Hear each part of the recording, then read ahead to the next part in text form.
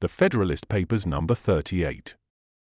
The same subject continued, and the incoherence of the objections to the new plan exposed.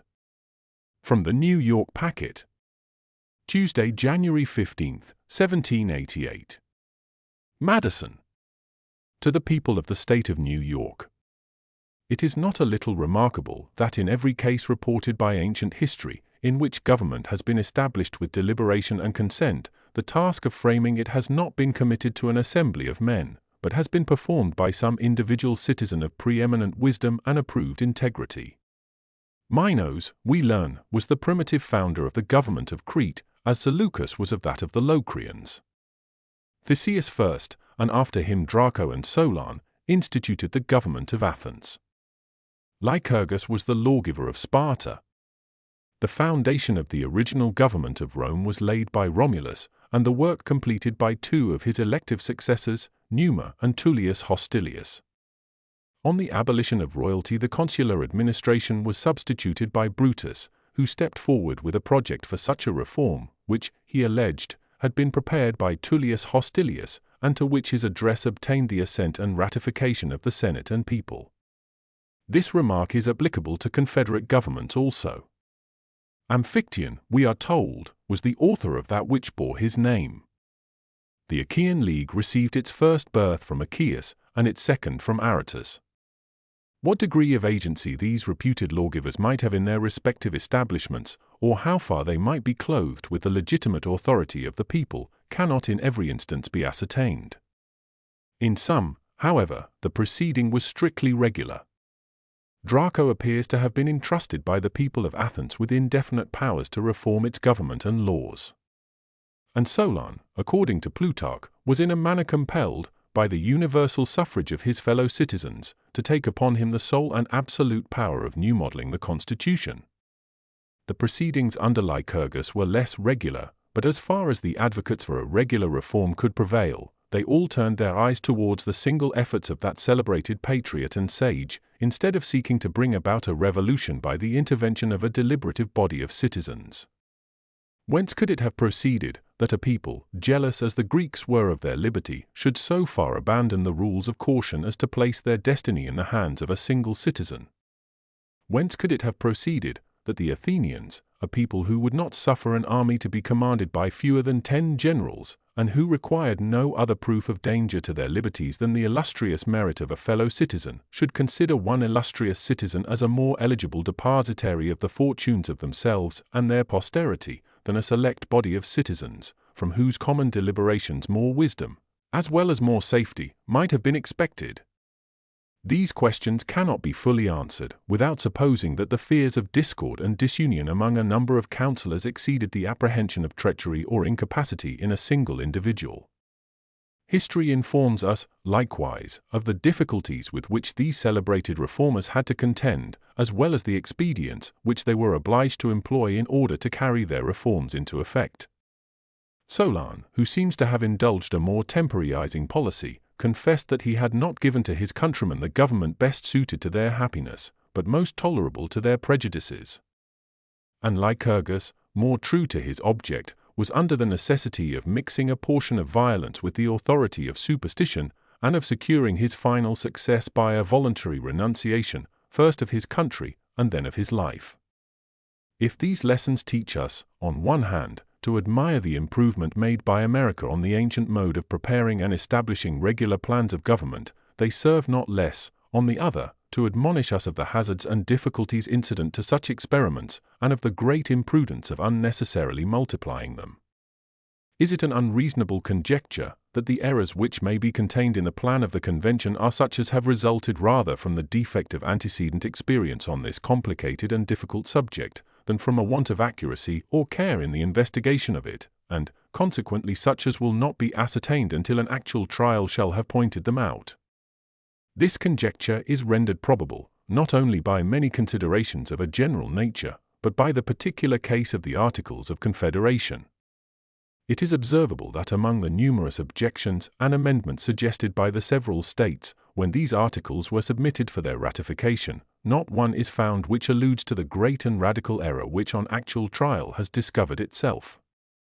And if we accept the observations which New Jersey was led to make, rather by her local situation than by her peculiar foresight, it may be questioned whether a single suggestion was of sufficient moment to justify a revision of the system. There is abundant reason, nevertheless, to suppose that immaterial as these objections were, they would have been adhered to with a very dangerous inflexibility in some states, had not a zeal for their opinions and supposed interests been stifled by the more powerful sentiment of self-preservation. One state, we may remember, persisted for several years in refusing her concurrence, although the enemy remained the whole period at our gates, or rather in the very bowels of our country. Nor was her pliancy in the end effected by a less motive than the fear of being chargeable with protracting the public calamities and endangering the event of the contest. Every candid reader will make the proper reflections on these important facts. A patient who finds his disorder daily growing worse, and that an efficacious remedy can no longer be delayed without extreme danger, after coolly revolving his situation, and the characters of different physicians, selects and calls in such of them as he judges most capable of administering relief, and best entitled to his confidence. The physicians attend, the case of the patient is carefully examined, a consultation is held, they are unanimously agreed that the symptoms are critical, but that the case, with proper and timely relief, is so far from being desperate that it may be made to issue in an improvement of his constitution. They are equally unanimous in prescribing the remedy by which this happy effect is to be produced. The prescription is no sooner made known, however, than a number of persons interpose, and, without denying the reality or danger of the disorder, assure the patient that the prescription will be poison to his constitution, and forbid him, under pain of certain death, to make use of it. Might not the patient reasonably demand, before he ventured to follow this advice, that the authors of it should at least agree among themselves on some other remedy to be substituted? And if he found them differing as much from one another as from his first counsellors, would he not act prudently in trying the experiment unanimously recommended by the latter, rather than be hearkening to those who could neither deny the necessity of a speedy remedy, nor agree in proposing one? Such a patient and in such a situation is America at this moment. She has been sensible of her malady. She has obtained a regular and unanimous advice from men of her own deliberate choice. And she is warned by others against following this advice under pain of the most fatal consequences. Do the monitors deny the reality of her danger? No. Do they deny the necessity of some speedy and powerful remedy? No. Are they agreed, are any two of them agreed, in their objections to the remedy proposed, or in the proper one to be substituted? Let them speak for themselves. This one tells us that the proposed constitution ought to be rejected because it is not a confederation of the states, but a government over individuals. Another admits that it ought to be a government over individuals to a certain extent, but by no means to the extent proposed. A third does not object to the government over individuals, or to the extent proposed, but to the want of a Bill of Rights.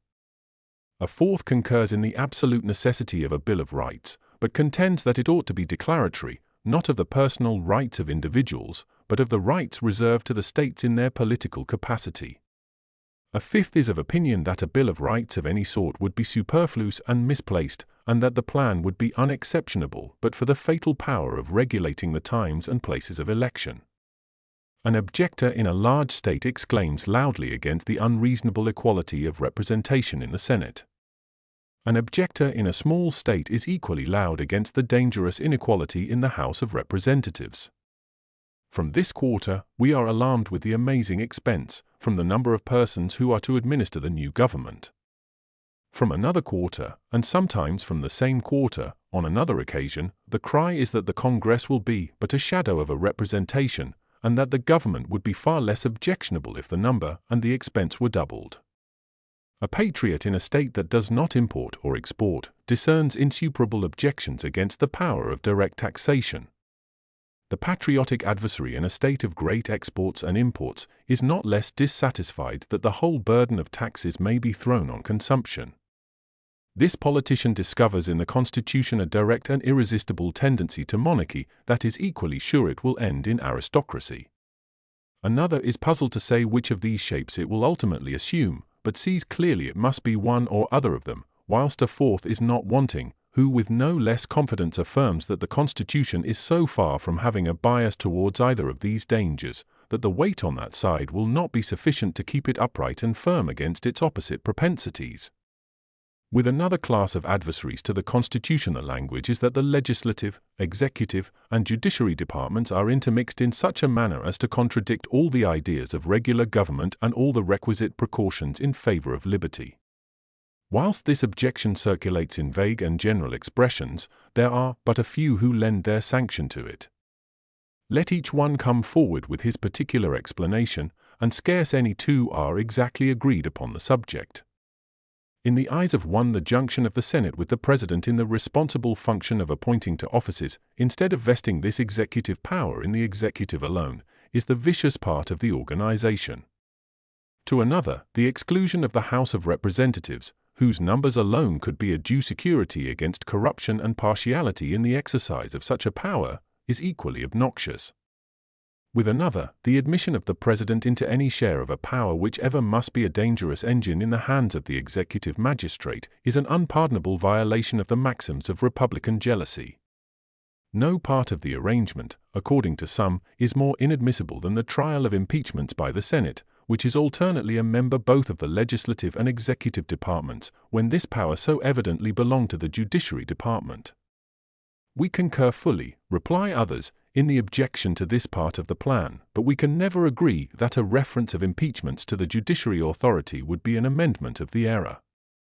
Our principal dislike to the organization arises from the extensive powers already lodged in that department. Even among the zealous patrons of a council of state, the most irreconcilable variance is discovered concerning the mode in which it ought to be constituted.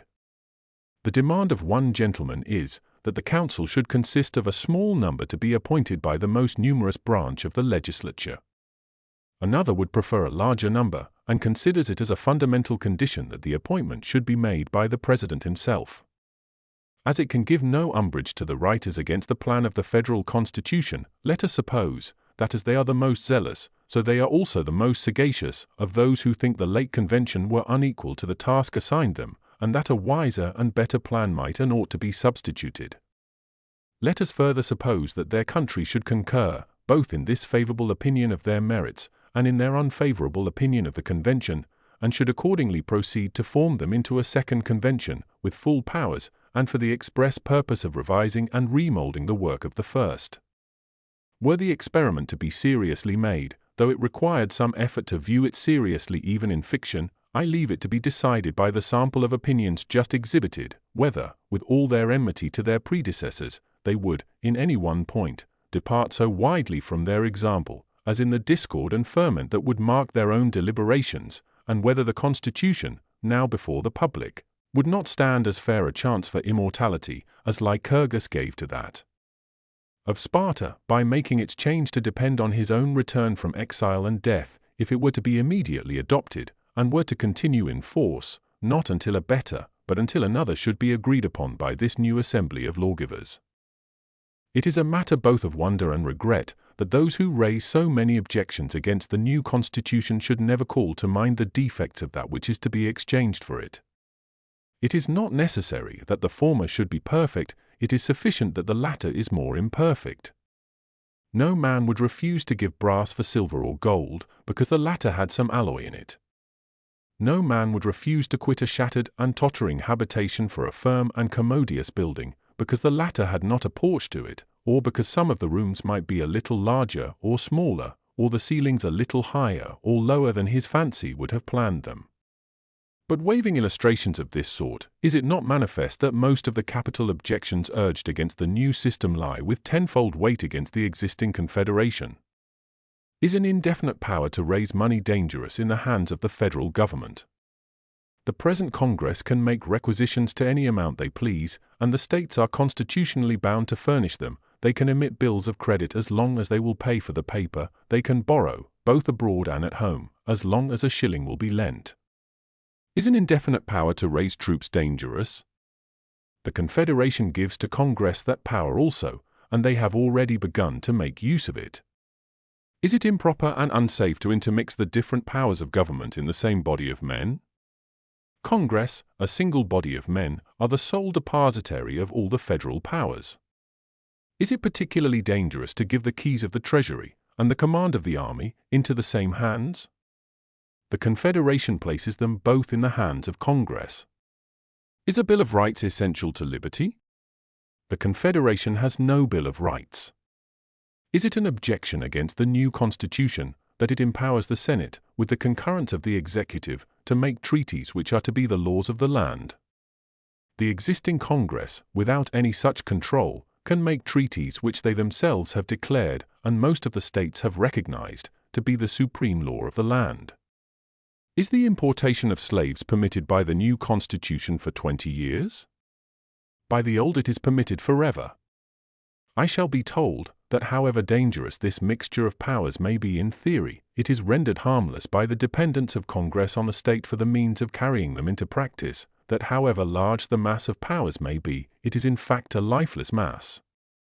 Then, say I, in the first place, that the Confederation is chargeable with the still greater folly of declaring certain powers in the federal government to be absolutely necessary, and at the same time rendering them absolutely nugatory, and, in the next place, that if the Union is to continue, and no better government be substituted, effective powers must either be granted to, or assumed by, the existing Congress, in either of which events, the contrast just stated will hold good.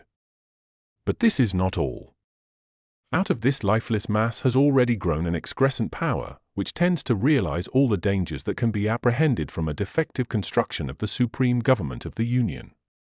It is now no longer a point of speculation and hope that the Western Territory is a mine of vast wealth to the United States, and although it is not of such a nature as to extricate them from their present distresses, or for some time to come, to yield any regular supplies for the public expenses, yet must it hereafter be able, under proper management, both to effect a gradual discharge of the domestic debt, and to furnish, for a certain period, liberal tributes to the federal treasury. A very large proportion of this fund has been already surrendered by individual states, and it may with reason be expected that the remaining states will not persist in withholding similar proofs of their equity and generosity. We may calculate, therefore, that a rich and fertile country, of an area equal to the inhabited extent of the United States, will soon become a national stock. Congress have assumed the administration of this stock. They have begun to render it productive. Congress have undertaken to do more. They have proceeded to form new states, to erect temporary governments, to appoint officers for them, and to prescribe the conditions on which such states shall be admitted into the Confederacy. All this has been done, and done without the least color of constitutional authority. Yet no blame has been whispered, no alarm has been sounded. A great and independent fund of revenue is passing into the hands of a single body of men, who can raise troops to an indefinite number, and appropriate money to their support for an indefinite period of time. And yet there are men, who have not only been silent spectators of this prospect, but who are advocates for the system which exhibits it, and, at the same time, urge against the new system the objections which we have heard. Would they not act with more consistency in urging the establishment of the latter as no less necessary to guard the Union against the future powers and resources of a body constructed like the existing Congress than to save it from the dangers threatened by the present impotency of that assembly? I mean not, by anything here said, to throw censure on the measures which have been pursued by Congress. I am sensible they could not have done otherwise. The public interest, the necessity of the case, imposed upon them the task of overleaping their constitutional limits. But is not the fact an alarming proof of the danger resulting from a government which does not possess regular powers commensurate to its objects? A dissolution or usurpation is the dreadful dilemma to which it is continually exposed. Publius.